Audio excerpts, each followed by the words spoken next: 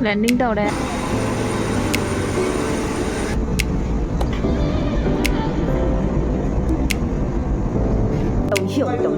Tàu chung mà ngắm nó một cái chứ. Ôi sao lại cần đi bay như vậy bạn?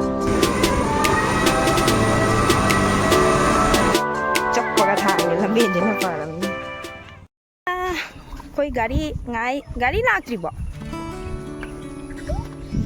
Suti Halle bye bye. Sabam lekai bye bye. Beg di loina Oikhre ada sorok ta cycle la thin cycle la pura ga ada sorok tham gre bo. Natra di ya de to ya pa se beg to pura ga chat pa do. Pa ma sa mamang chat pa ma sa na sawana sa le.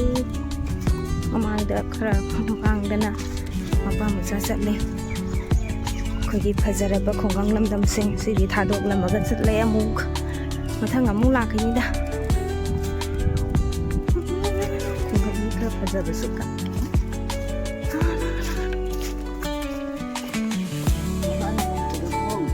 chappaga thang ni lamben de na param ni nong ta san begini da noi ti lamben chi pedi ba Churuk jauh tu lah.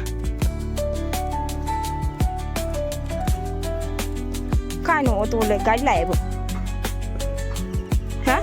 Ada sih tak? Gari ada ni.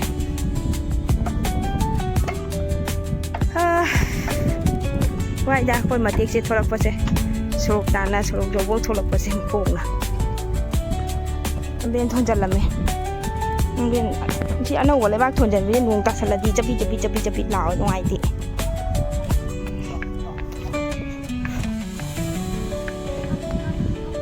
โอ้ตัวอะไรเนี่ยเจอโอ้ตัวอะไรเนี่ยคนนี้โอ้ทับคนยากครับ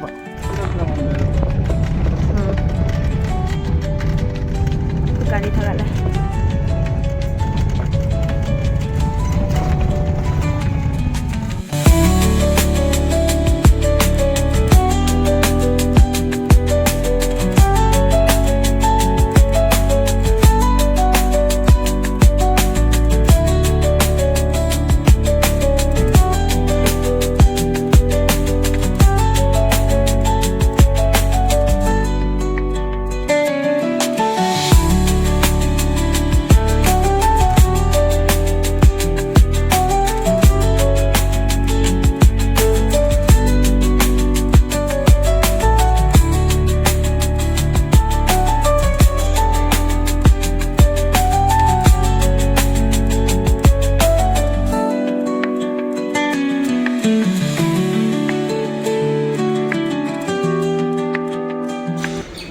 airport Yaure Silchar की हवाई Silchar airport Yaure को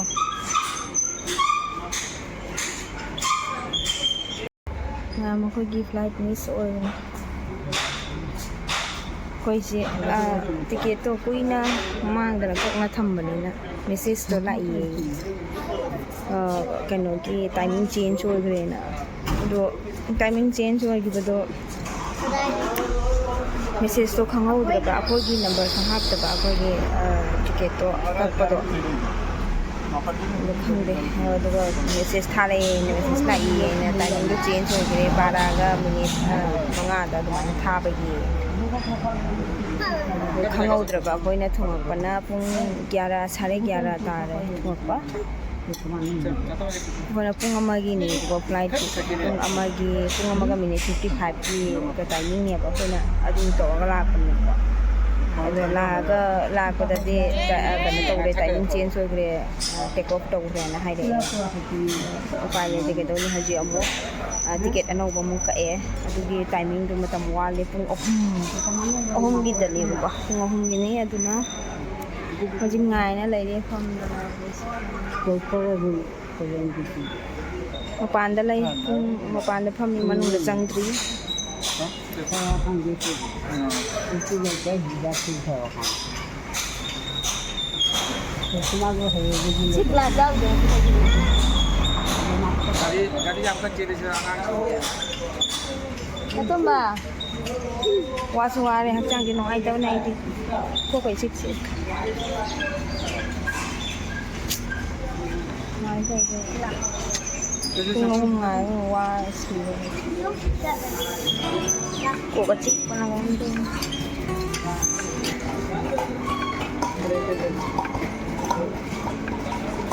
Kutsang age.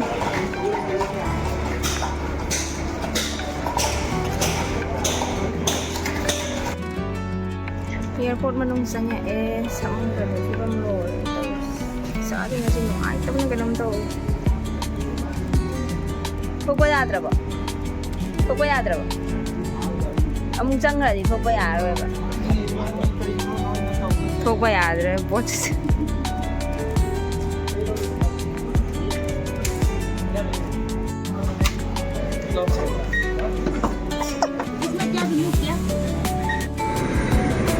Ya, makoy jangge.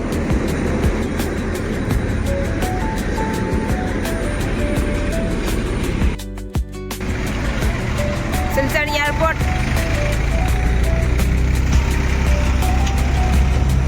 Sasay. Lại na xí cái này này. Đã tôm ba. Một lại cả ta rồi đấy. Sasay nè. Chakaro.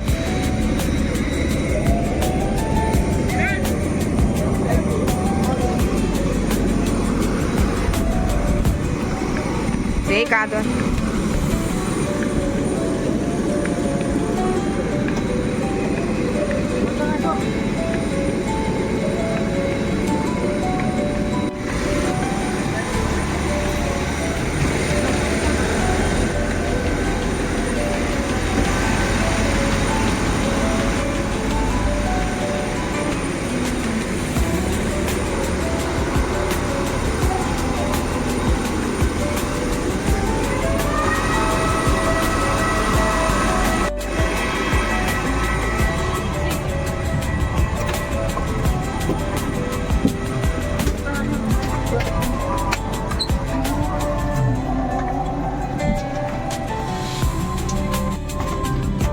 Kakanarai.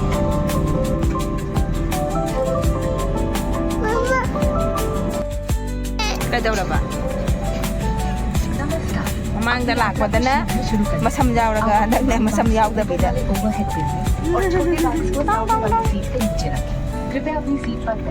And with me, I have First Officer Harsha with me for the early lady Mani Nipa and along with the entire crew. Once again, welcome you all. Flight take off to As you can see, you're all set from our side. Hope you're well settled down. Please do at the earliest. Just asking for ATC for startup. Thereafter, expecting a nice and short taxi before we should wear airport. Flying time today, just 30 minutes. Expecting some turbulence en route, so anytime the seatbelt signs come on, please do be seated with your seatbelts on. Once again, they are.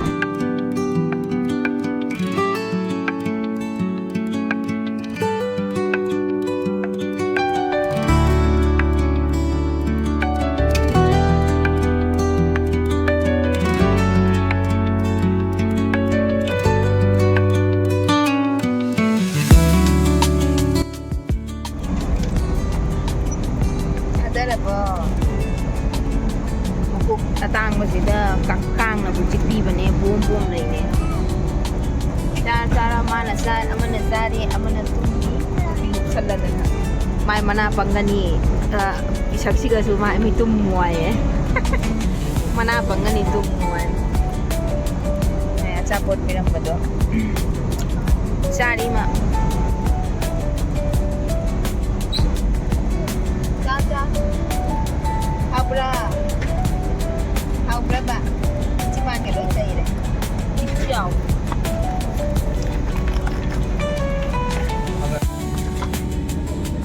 Landing tàu đây, phải qua đi Yaure, qua đi airport. Seribu selai muat. Di sini deh mah.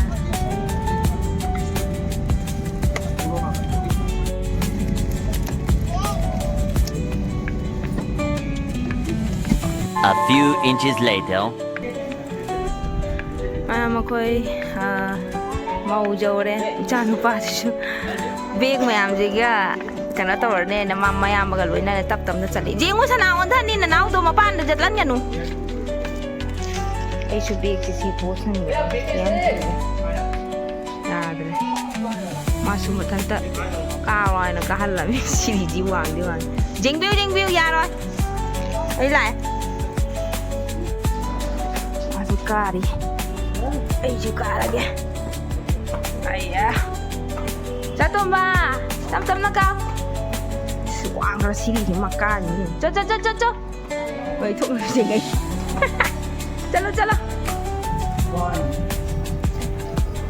một thời này cái sana năm má gặp phun này chặt min đâu hai bạn tàu chung mà chúng ngắm nó một cái kìa một thời là cái như bay view hai bạn lâu nó ta là cái như năng bỏ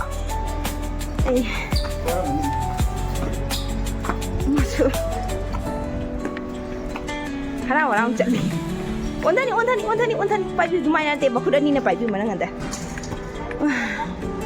chi đây ta mà chứ biết anh mong tâm ini biar masa-masa tinggal lonjak deh saya. Sini kak kecil, wah.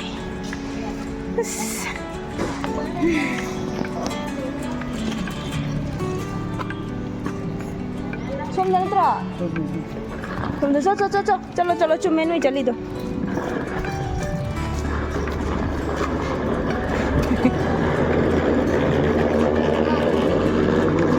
Pamuno ni, wah ni ni. 저.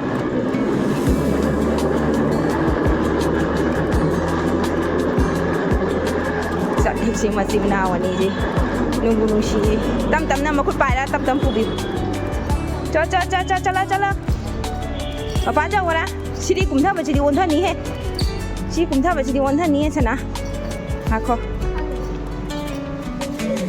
xí cái mua cùng tháp đấy platform number 1 đó tu được khơi thùng mà ní cơ mà ôn thân ní là cùng thôi cho tấm ê bấm mà cái thằng cả gần ngầm rồi cũng được ôn thân đi bay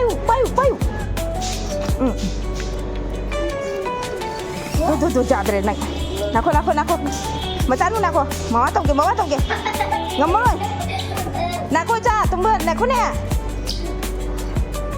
yeah ngay hai là số đúng chặt đi thành đầu rồi chiêm tới hàng là thành đầu bị cô bà anh ngang cái hàng thành đầu bị cô cùng thấp vào chi trả rồi ủng chân nhỉ bà này sao được không giá này ai phải là cái chân luôn nè anh ngang được ạ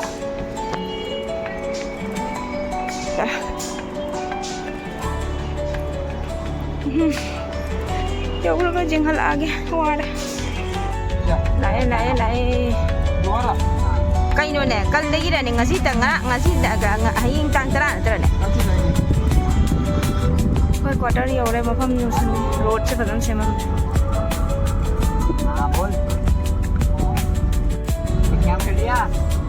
chỉ mà khá để mà liệp không mua ya đấy Yaure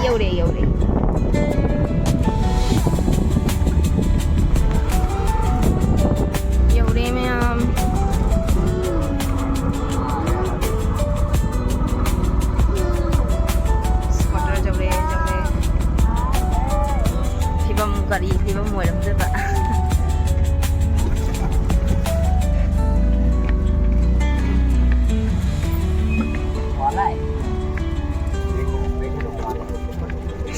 ये बाबू को पीलो करने के लिए लग रही पीलो करने की मस्ती वीडियो डाल दूंगा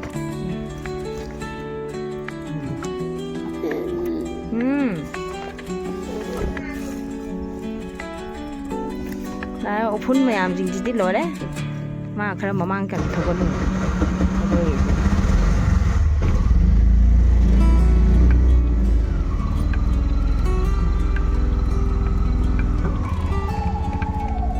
xin lỗi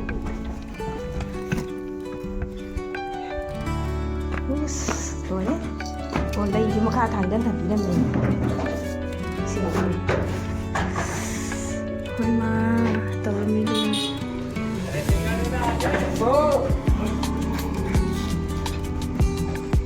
Giang làm bị chụp hơn đây là phố lại chào bị đi Giang Mama rồi chín banana cha đừng จะพูดเลยนั่งจะห่างยายเหรอแล้วจงเหรอ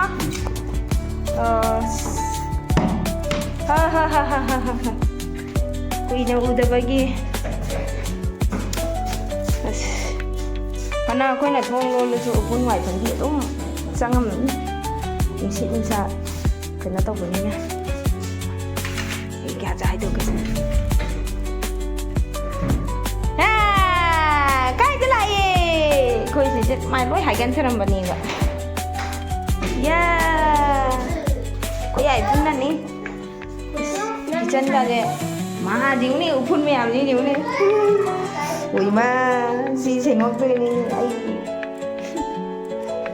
cô ai phun mèo mình đi nói phun cái là chỉ sẽ lỗi cái nó tổng ra phun mèo thôi mummy hả diamond से इतना छोटा था ना